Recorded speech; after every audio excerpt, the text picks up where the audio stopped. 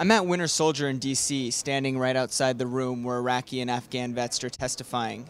Because of the controversial nature of these testimonies, Iraq Veterans Against the War have done checks of all the stories that are to be given over these 3 days. I just spoke with Jose Vasquez, who's one of the people in charge of this verification process. My job was basically to collect the interviews of the testifiers and then also get corroborating evidence for them in terms of their military service, photos that they have, video from Iraq, talk to the people that they served with, just to verify that these are in fact Iraq veterans, that they were in the places that they said they were.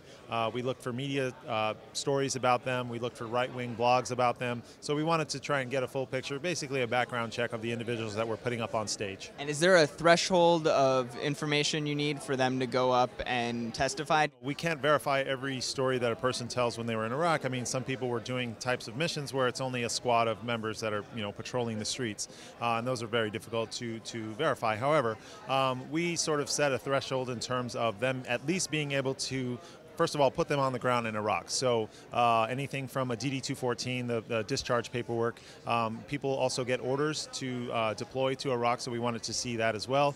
If they received medals during or after their service in Iraq, whenever somebody's written up for recommended for an award, there's paperwork that goes along with it and short sort of descriptions of why they're getting the award. So those types of pieces of paperwork are really valuable to us. And earlier today, there was one man who testified that they had gone to a building where they knew fire had come from before and basically fired on the entire building, hundreds of rounds, leveled it. He thought many civilians were in there.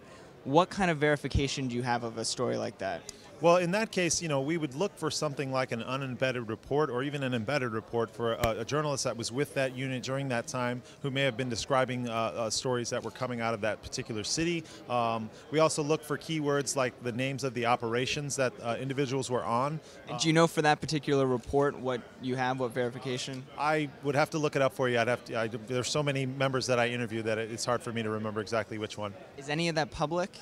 What we want to do is make as much of the corroborating evidence available online. And so what we're working to do is to create a separate part of the website where people can go and sort of click on the name of an individual who testified and then see all of the evidence that they gave us that goes along with it. We're also putting in, with the help of the Military Law Task Force, FOIA requests, Freedom of Information Act requests to get further information about these stories. And so, in addition to this event, we're also putting out a book, we're putting out a DVD, and we want to continue this process of collecting the stories of veterans. Do you feel that this is the point of this conference, to release certain information that hasn't been released? Is it a fact-based conference, or, as many people are saying now, this is about subjective testimonies and what the effects of the Iraq War on soldiers when they come home?